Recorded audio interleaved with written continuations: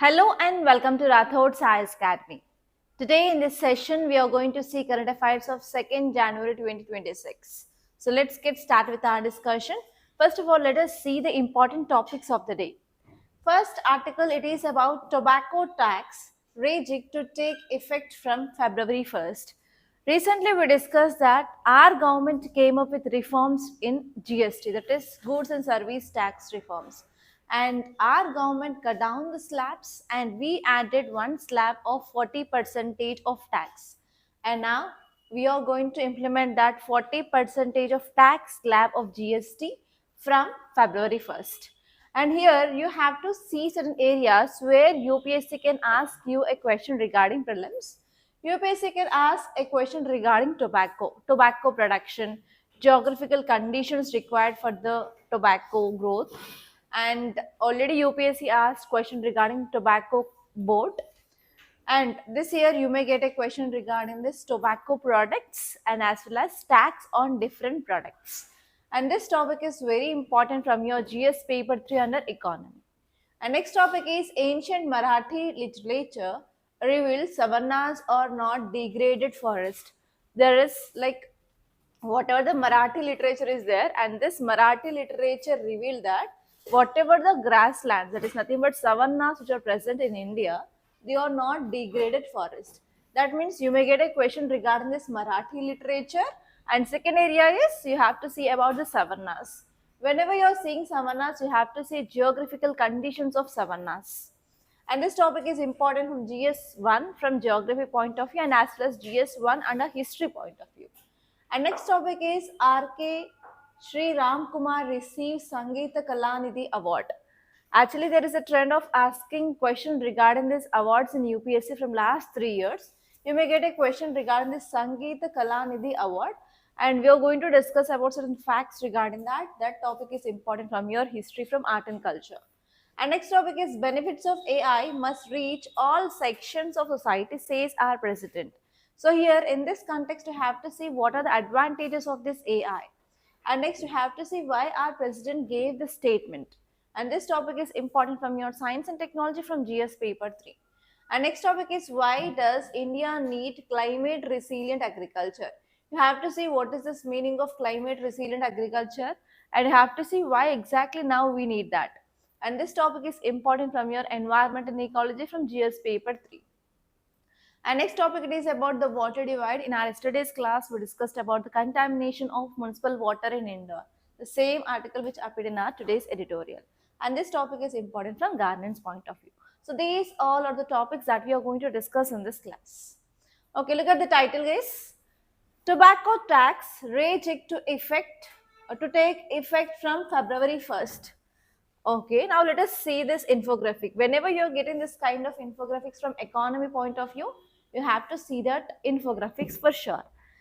Okay, so here this article is saying, this infographic is saying that the Central Excise Amendment Act 2025 specifies new rates of excise duty on tobacco products.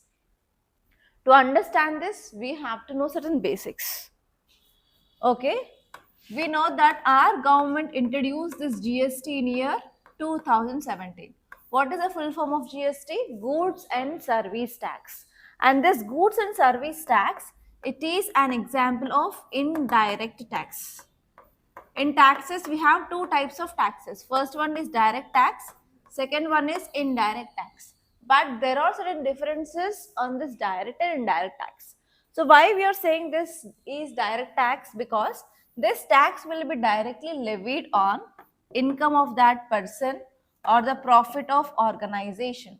If your income is increasing and if your profit is increasing, you have to pay more amount of tax to the government.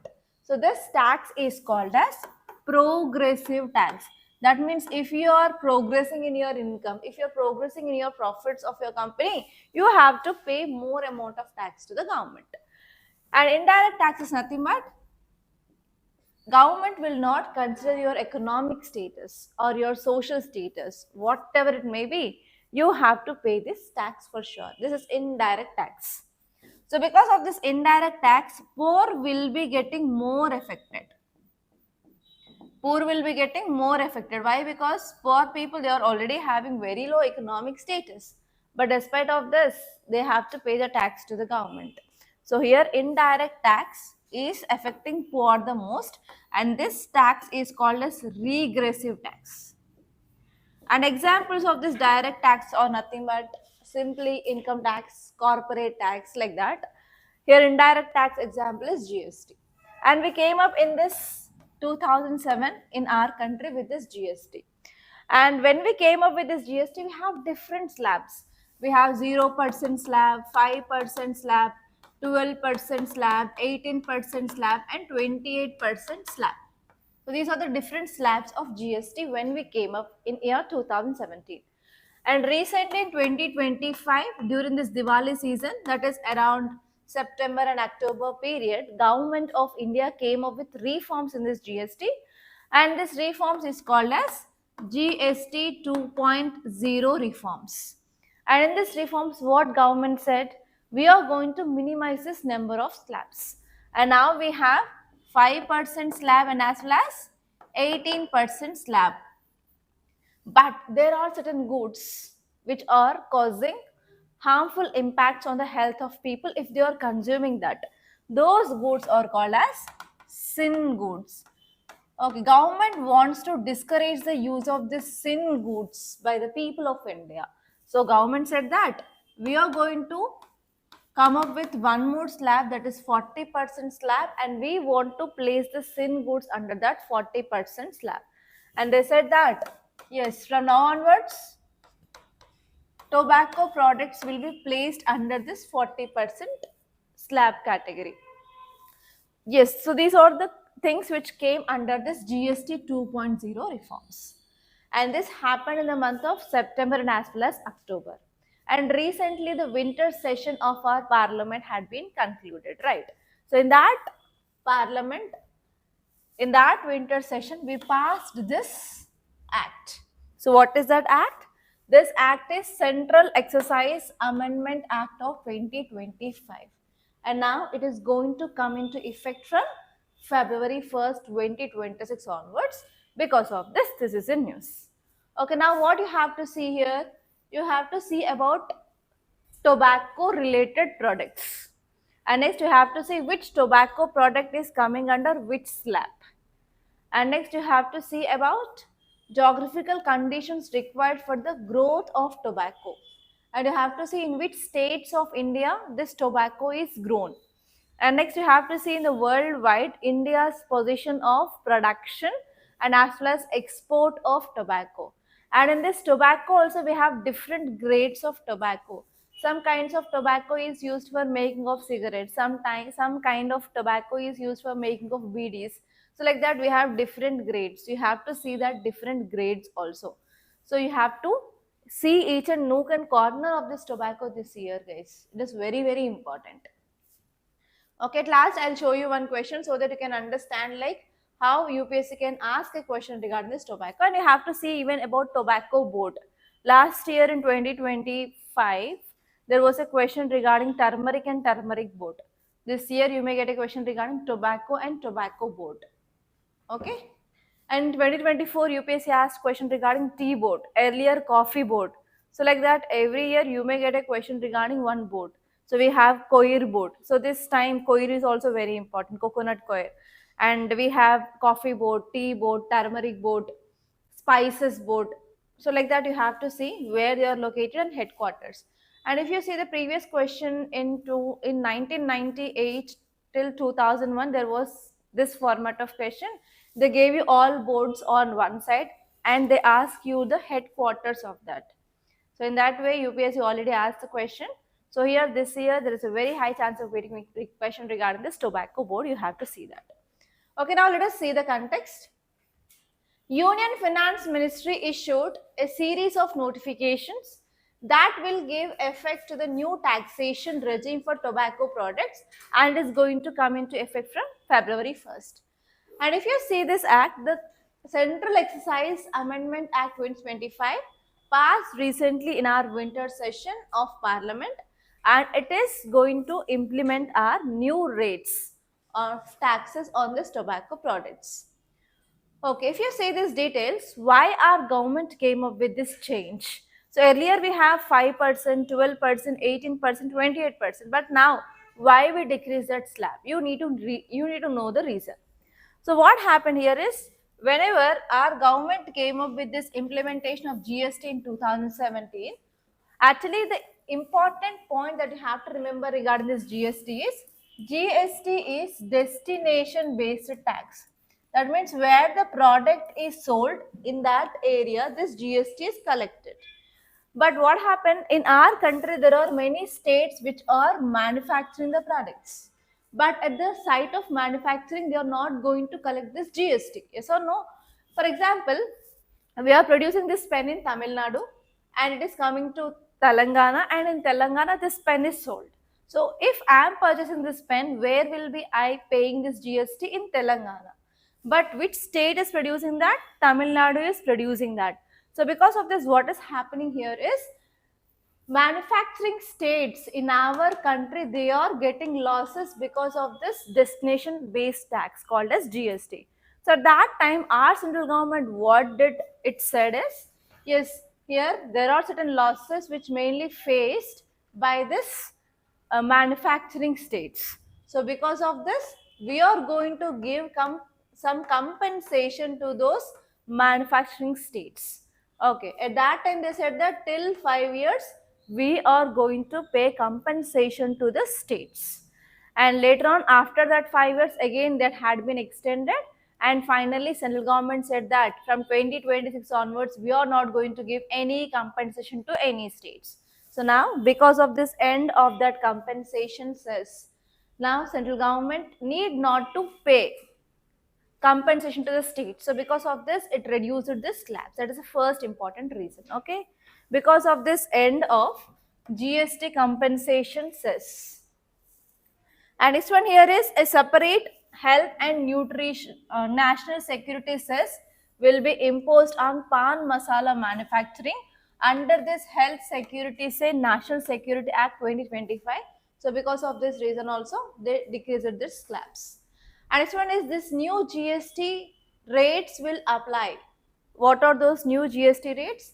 40% of slab now will be imposed on pan masala, cigarettes, tobacco and other similar products. And remember here, beedis. Do you know this beedis? Which mainly used by this countrymen, old people. On this beedis, now there is 18% of GST. Remember this. You may get question in this format. Consider the following products.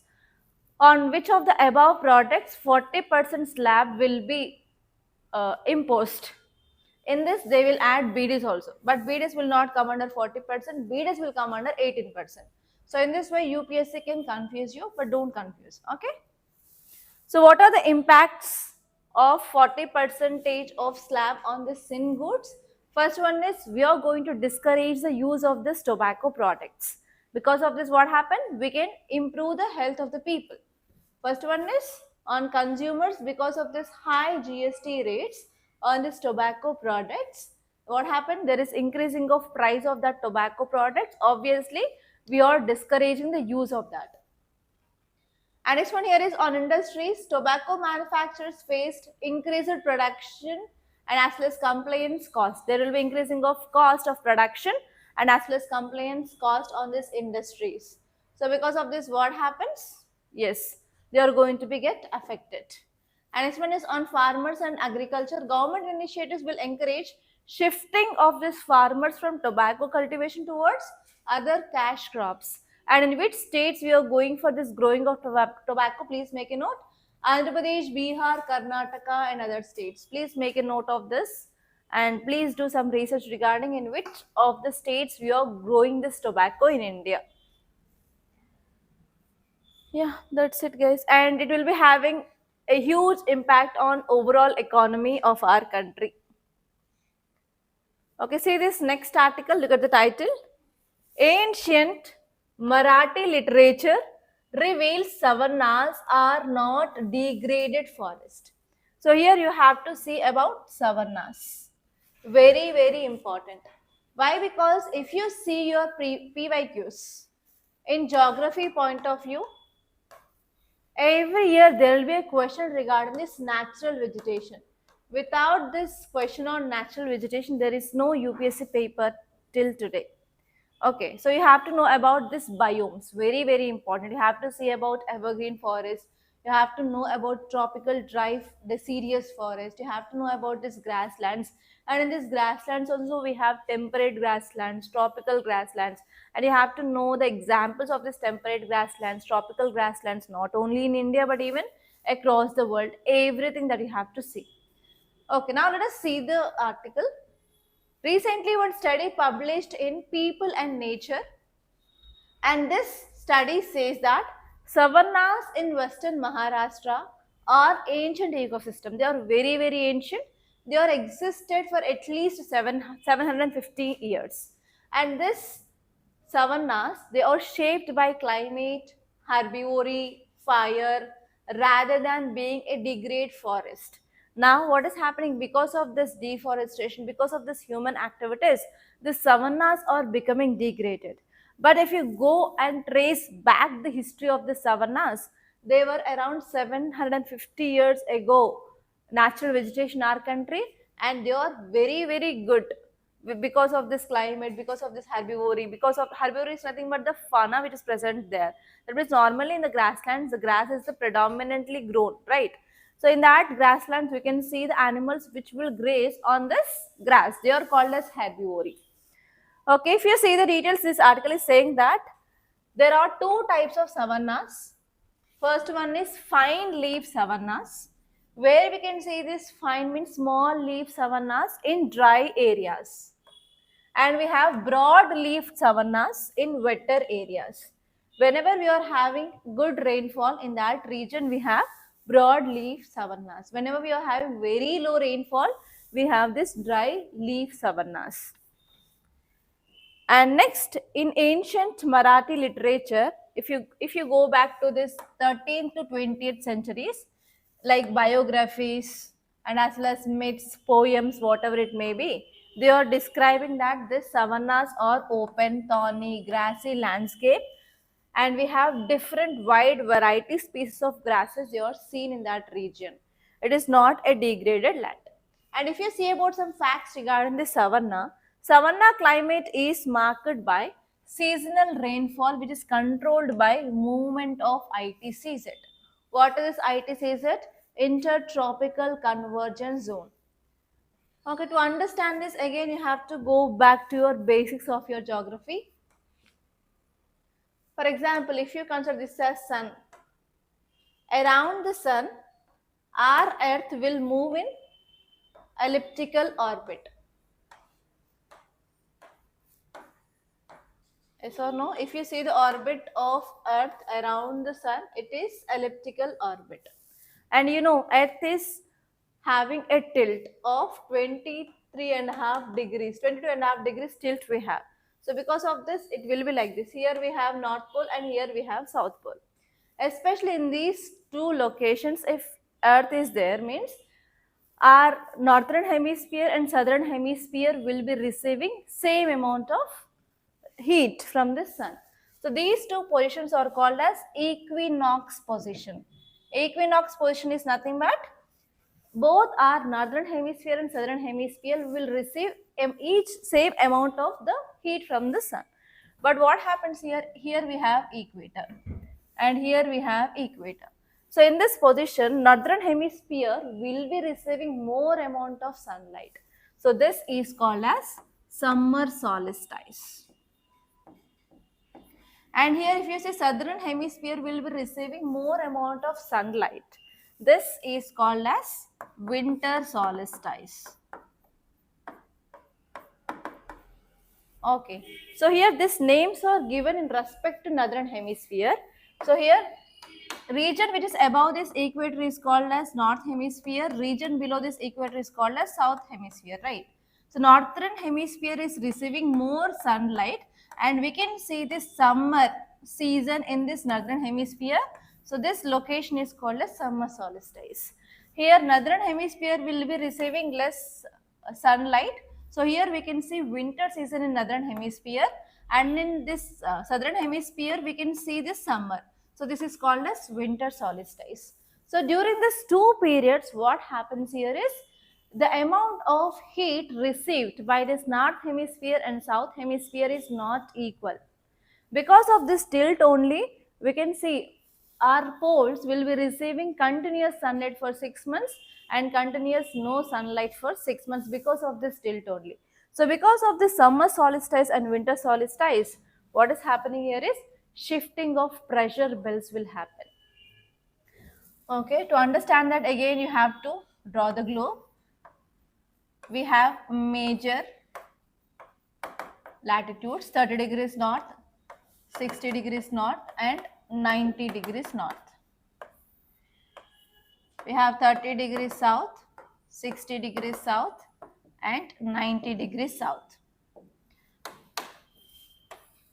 Let us take this is sun. From this sun, vertical rays will fall in this tropical region, and next one is we have slanting rays falls on this poles or as well as temperate regions. So we have more heat here. Whenever there is a heat, what happens? Which pressure will be formed here? Low pressure will be formed. Yes or no? Whenever the heating of surface happens, the air will be getting heated, and whenever the air will get heated, it will become lighter and it will escape. So because of this, we can see the low pressure area will be formed here. So on this major latitudes, at equator, for example, if low pressure is formed, here high pressure is formed alternatively, and here low pressure and here high pressure. According to pressure gradient force, what happens is always winds, they will move from high pressure area to low pressure area. Okay, now from where the winds will move? So this 30 degrees north and 30 degrees south is having high pressure and 0 degrees is having low pressure. So because of this, what happens? Winds will move from 30 degrees north to 0 degrees and from here to here. So what is happening here? The trade winds, they are meeting at this equator. Okay, that is nothing but the convergence. That means that is the meeting of this two airs which is happening from the both the sides. It is called as intertropical convergence zone. But it exactly this kind of mechanism which happens in this equinox condition. So here, if you see here in these two conditions, ITCZ will be seen across equator at the 0 degrees. But what happens in this summer solstice, northern hemisphere is getting more heat, right? So earlier, if you see here, exactly at the 0 degrees, we can see this intertropical convergence zones in this region. But now here, intertropical convergence zone will be shifting towards Tropic of Cancer during summer solstice. Now, which region is having summer here in this winter solstice? Southern hemisphere. So this ITCZ will be moving on this Tropic of Capricorn here.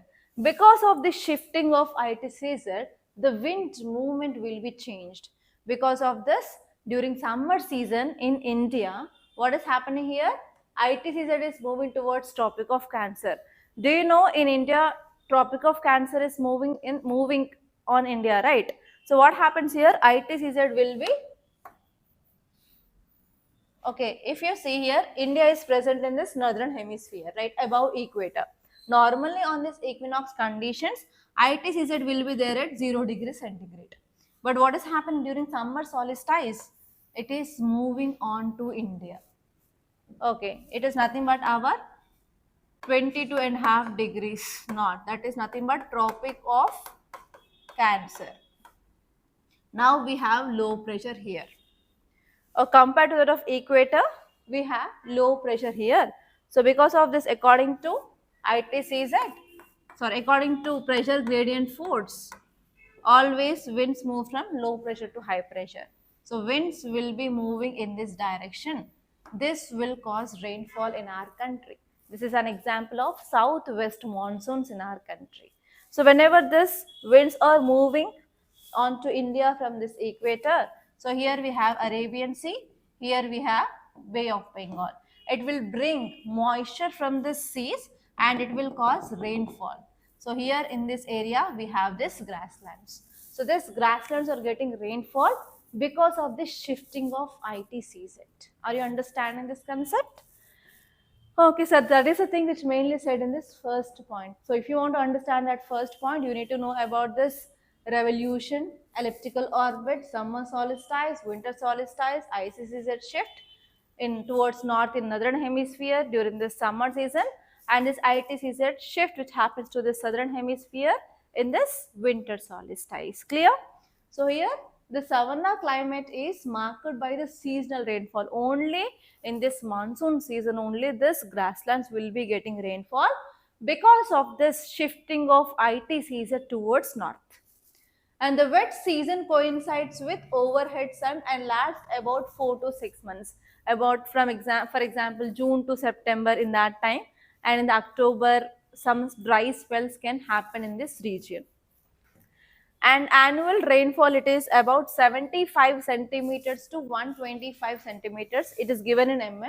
It is around 75 centimeters to 125 centimeters of rainfall we can see here throughout the year, and the temperature will be around 20 degrees to 30 degrees centigrade. Okay, so that is the thing, guys. Okay, now let us see the next article. Look at the title. R.K. Sri Ram Kumar received Sangeet Kalanidhi Award. Okay, why we have to see this award? The title of this is Sangeeta. It is related to something related to music. Do we have music in our syllabus? In art and culture, you will be studying about the music. If you see about the music in India,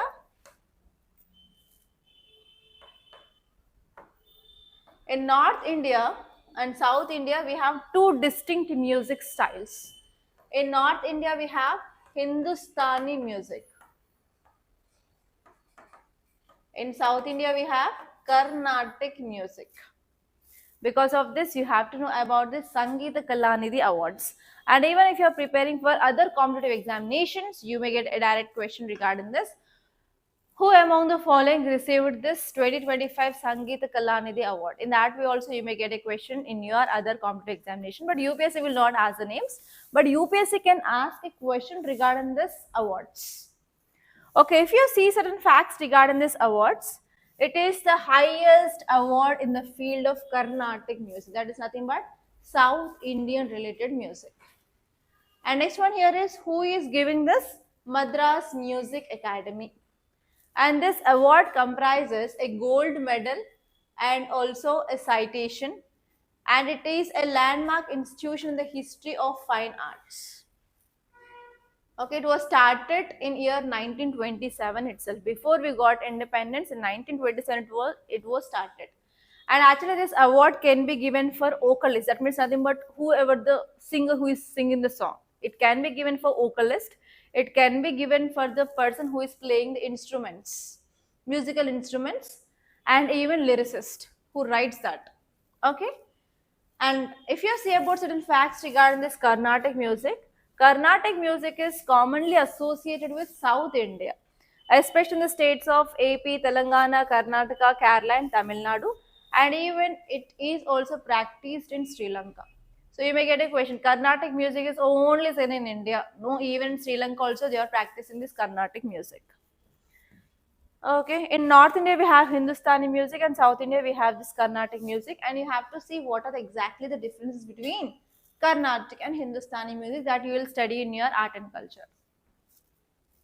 Yeah, see this next article. Title says benefits of AI must reach all sections of society, says President. So here you have to do work regarding applications of AI or uses of AI, in which areas we are using this AI.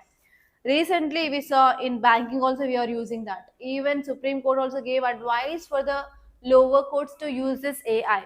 And even we are using AI driven lots of things in different areas. So here you may get a question in your prelims regarding areas where we are using this AI. Okay, so you have to make a list and you have to write recent advancements in India, like where we are using this AI in India in 2025, and as well as till your examination which areas we are using that. Please make a list of that. For sure you may get a question regarding that. Okay, if you see the context, it says that President Draupadi Murmu stated that the benefits of AI must reach all sections of society, but especially for this underprivileged and marginalized communities. Why she said this is she launched Skill the Nation AI Skilling Challenge at Rashtrapati Bhavan. In this event, she said this statement.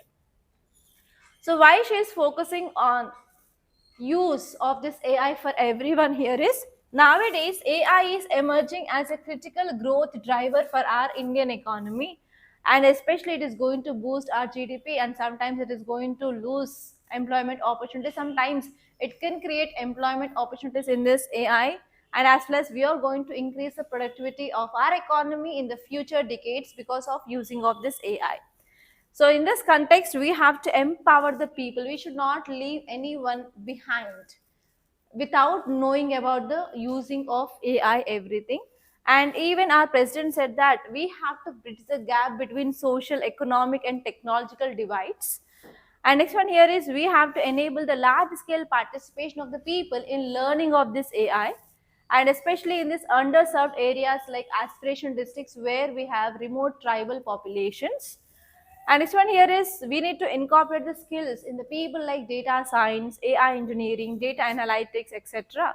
So that we can create certain kinds of employment for the next generation, or else the next generation people will be getting disadvantaged because of this excessive use of AI. And even we have to ensure this Viksit Bharat. So if we want to achieve this vision of Viksit Bharat, obviously we have to empower the next generation people. So that is the thing which mainly said here. And see this next article, guys. Why does India need climate resilient agriculture? Okay, first of all, you have to know this climate resilient agriculture. You may get keywords based questions in your prelims like this. Recently, climate resilient agriculture is seen in news. Which of the following option best describes about it? And they'll give you one single statement in A, B, C, D options, and you have to choose the one. And mostly, almost all these options will look very similar, and you'll be getting confused. So to avoid that kind of confusion in the examination, please make a note of what exactly this climate resilient agriculture is.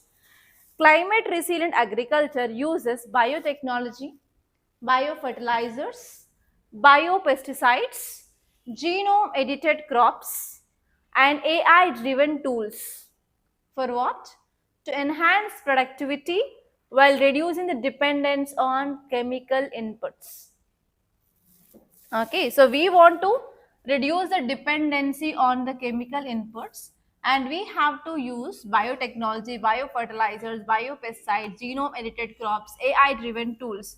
Obviously, the important aim here is to enhance our productivity. So what is happening here? Climate change is happening. Because of this climate change, global warming is happening, the increasing of temperature. And especially now in the winter season, we are experiencing this cold wave. Even in this Telangana state also, we have this cold wave. So because of this change of weather, change of climate, temperature, pressure, everything, what happened? Obviously, it will be having impact on the agriculture.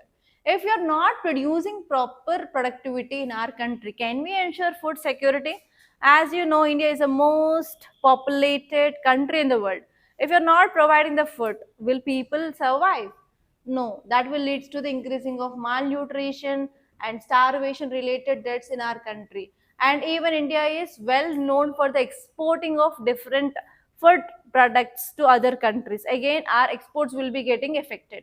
So because of this, whatever the agriculture that we are doing, that should fight, or that should be done, that agriculture should be done in India, and whatever the weather condition it may be. So this is called as climate resilient agriculture. Okay, so here this article is saying that India is an agriculture nation.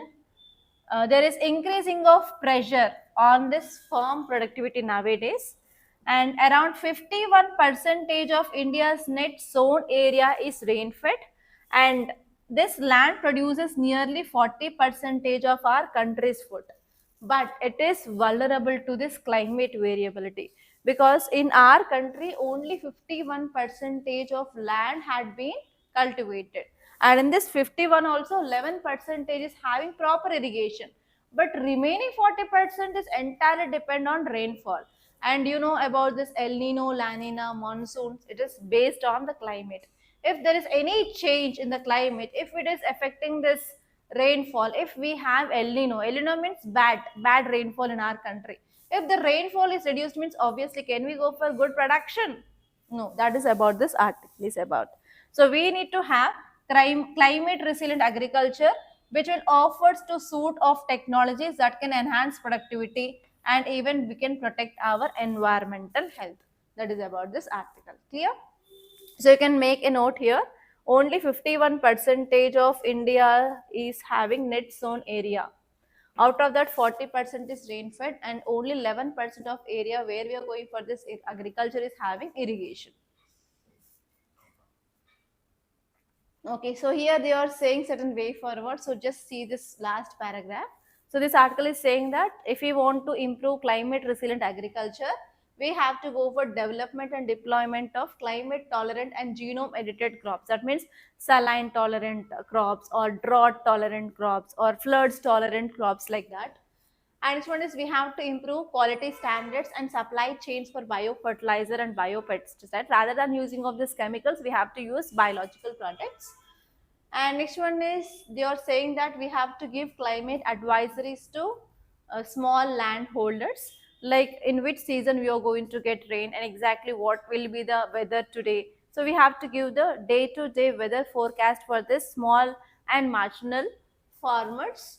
And government can also give financial incentives for the people, and especially in Telangana state we have Raitu Bandhu, Raitu Bharosa scheme, and at the central level also we have PM Kisan scheme where government is providing incentives for these farmers. And next one is climate insurance. Regarding this climate insurance, we have, especially regarding this crop failure, we have Pradhan Mantri Fasal Bhima Yojana. So like that, we have to come up with this climate insurance also for these farmers. And even for farmers, we have to provide proper credit support where they can go to banks and they can get the loans for their agriculture. Yeah, that is the thing which mainly said. And not only that, we have to use this Bio E3 framework, and we have to focus on climate adaptation and as well as climate resilience. That is the thing which mainly said here. Just go through this once related to this climate resilient agriculture. And this article, you know, the water divide, the quality of piped water supply must be checked at delivery point. So actually, you know, because of lack of infrastructure, lack of awareness for the people, and even after people gave the complaints regarding this foul smell of water, also government didn't took proper steps. Because of this, many people they died in this indoor. And in yesterday's class, we discussed that clearly, and you also wrote answer regarding that, right? So I'm not going to take this. Just revise yesterday's question answer that you wrote, and even yesterday's class notes. Okay, see these questions. First question with reference to tobacco production and trade in India. Consider the following statements. Please don't say that, ma'am, you didn't set these points. Okay, read out the statements. India is the second largest producer of unmanufactured tobacco in the world after China. I said you have to see at India level and at the world level.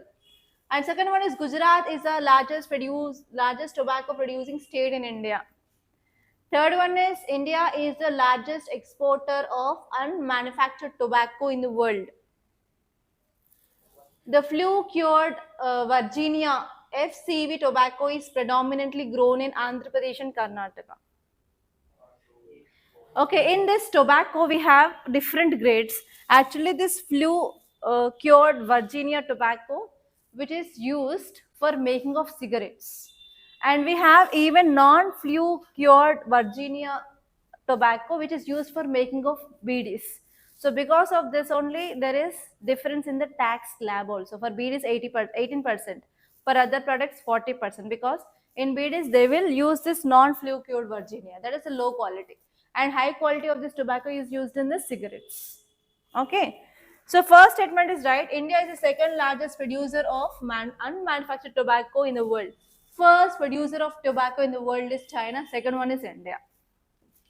And next one is, yes, Gujarat is the largest tobacco producing state. It will produce 40 to 45% of non-FCV. Non-FCV, that means this tobacco is used in making of BDs.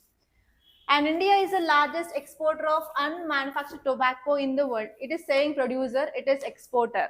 So whenever you are seeing any product, you have to see both producer and export. Don't confuse with this. So actually largest producer is Brazil. First largest. India is the second largest exporter. Okay. So here in the exporter, the first one is Brazil and second one is India. So the statement is incorrect. And next one is flu cured Virginia tobacco is seen in Andhra Pradesh and Karnataka. The statement is right.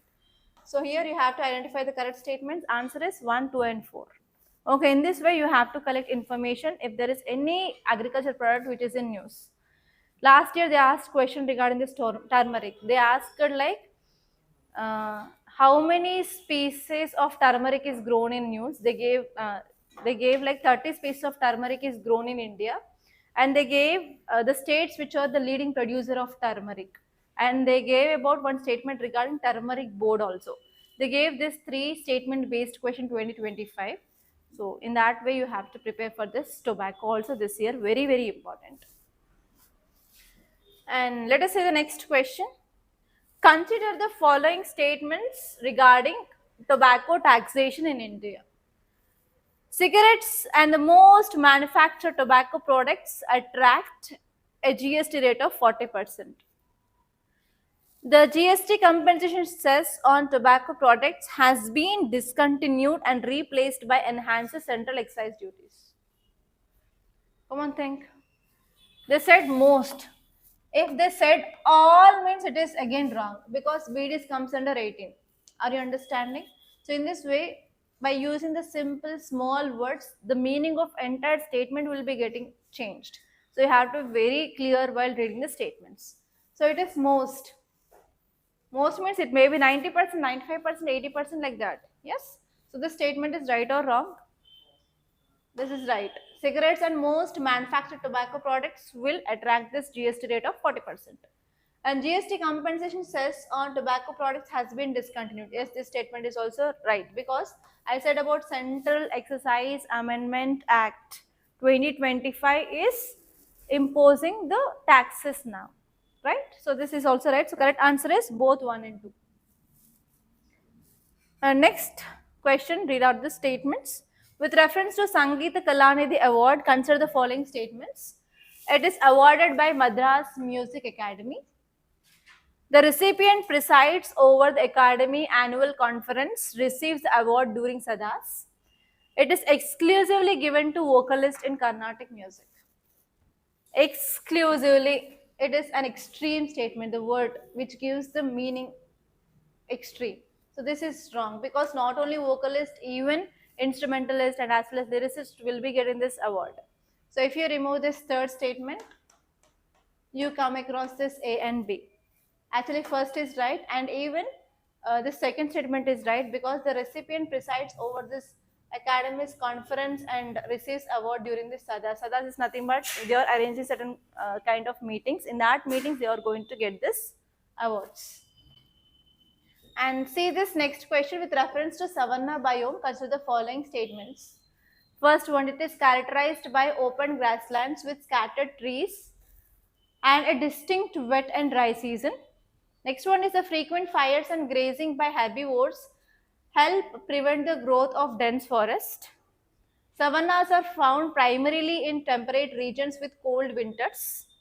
And fourth one is Serengeti in Africa is a well-known example of a savanna ecosystem. Okay, I think you might not knowing about this fourth. Keep it aside. Okay, keep it aside.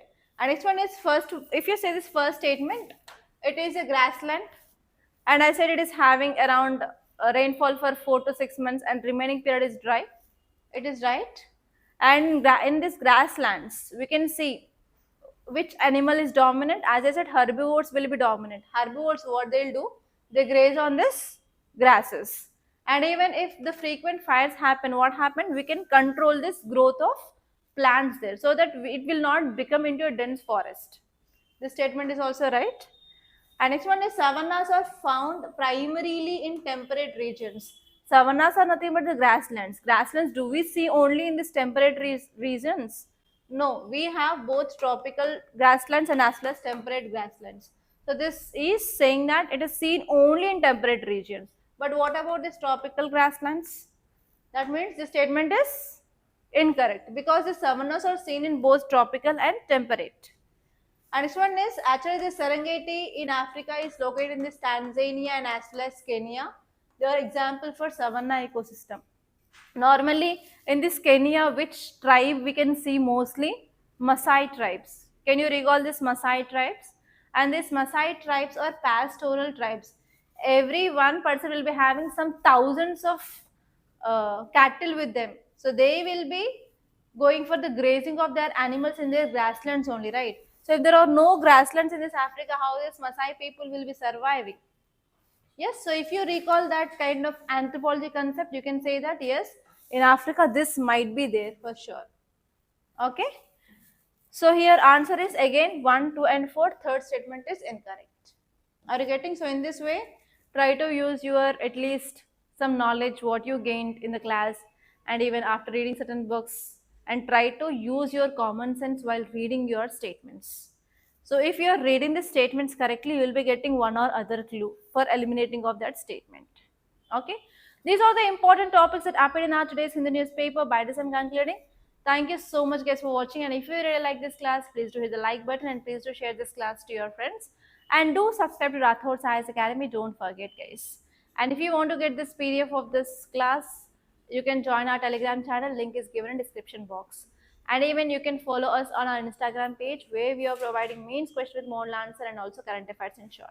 Thank you so much guys.